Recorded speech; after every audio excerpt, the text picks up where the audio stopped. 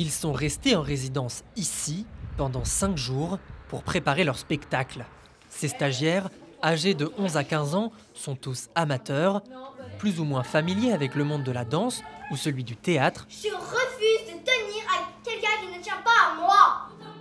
Car la pièce qu'ils répètent mélange ces deux arts de la scène. C'est quand même assez distinct, notamment par le travail de lumière qui permet au public de comprendre « Ah, là, c'est une scène où ils sont au collège. Ah, là, c'est une scène où c'est un texte, on va dire, de théâtre. Ah, là, c'est une scène de danse. » C'est vraiment la lumière aussi qui permet vraiment de distinguer. Et la musique, mais on essaie de faire en sorte que les transitions ne soient pas trop brutales. Bien distinguer les scènes, un enjeu crucial pour ne pas perdre le public, car l'histoire est un petit peu compliquée. Plus c'était un peu dur, mais après j'y suis m'y habituée. Et puis c'est pour que les filles se fassent un peu plus accepter, quoi, parce que avant, là, quoi, il y avait une embrouille. La pièce est en fait un patchwork de plusieurs œuvres qui, rassemblées, permettent de développer un récit. Les thématiques de Coppelia ou la vraie fiancée, c'est une revisite du mythe Pygmalion et Galatée. Donc le mythe de la femme parfaite créée par l'homme, pour son plaisir.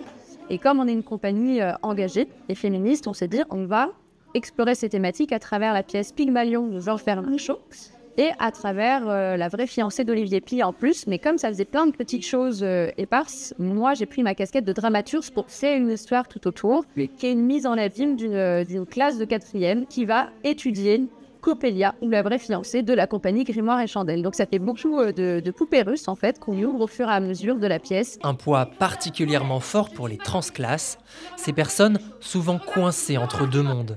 Et je suis plus proche de moi. Je suis. Je parle comme je l'entends. Vous n'êtes plus mon professeur. Ce travail d'émancipation ne s'applique pas qu'aux personnages, mais aussi aux acteurs et aux danseurs. Car l'enjeu du stage est bien d'apprendre à affronter le regard du public dans des situations pas toujours évidentes. Car en plus du texte, les stagiaires se sont pliés à l'exercice de la chorale. Un morceau a été spécialement écrit pour cette adaptation. On a un petit passage chanté. Là, ils sont tous, on va dire, au même niveau, à n'avoir quasiment jamais fait. Donc, je pense que ça a bien aidé aussi de faire le mélange, de tout le monde se retrouver, aussi quelque chose de nouveau. Et de peut-être pas facile, mais de se dévoiler encore plus avec la voix. La première représentation du spectacle a déjà eu lieu à Écureuil.